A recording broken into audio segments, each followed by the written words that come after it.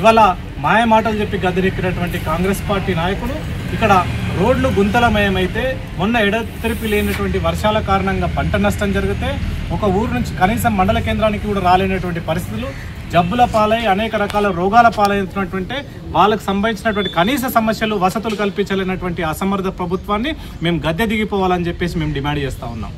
ఏదైతే ఇక్కడ ఉన్నటువంటి స్థానిక ఎమ్మెల్యే గారు కావచ్చు, ఇక్కడ ఉన్నటువంటి నాయకులు కావచ్చు, ప్రజాప్రతినిధులు కావచ్చు, ఈరోజు తాండూరు నియోజకవర్గంలో ఎక్కడికక్కడ అభివృద్ధి అనేది కుంటుపడతా ఉంది.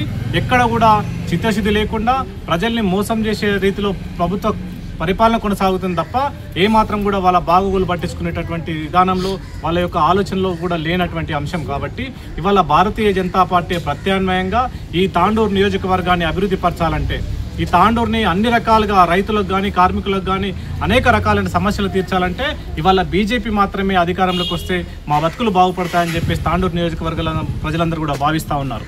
మొన్నటికి మొన్న ఈ యొక్క ముఖ్యమంత్రి సొంత జిల్లాలో ఉప ముఖ్యమంత్రిని అడ్డుకొని సమస్యలు విన్నవిస్తే కనీసం మమ్మల్ని జైలు పాలు చేసి మమ్మల్ని కేసులు పెట్టి అక్రమంగా మమ్మల్ని కేసులు పెట్టి నిర్బంధించినటువంటి తీరుని ప్రజలందరూ కూడా గమనించాలని చెప్పేసి ఈ సందర్భంగా తెలియజేస్తా ఉన్నాం. ప్రజా సమస్యల కోసం ఎక్కడికక్కడ ప్రభుత్వ అధికారులను కానీ మంత్రుల్ని కానీ అడ్డుకున్నటువంటి పరిస్థితి ఈరోజు భారతీయ జనతా పార్టీ కార్యకర్తలు ఇక్కడ ఉన్నటువంటి వాళ్ళందరిపైన అక్రమ కేసులు పెట్టి ఈరోజు పోలీస్ దెబ్బలు తిని ఇప్పటికి కూడా ఇంకా ప్రజా సమస్యల కోసం పోరాడుతున్నారు. కాబట్టి ఇవాళ మేము పెద్దవల్ మండల భారతీయ జనతా పార్టీ కార్యకర్తలందరూ అభినందిస్తా ఉన్నాం.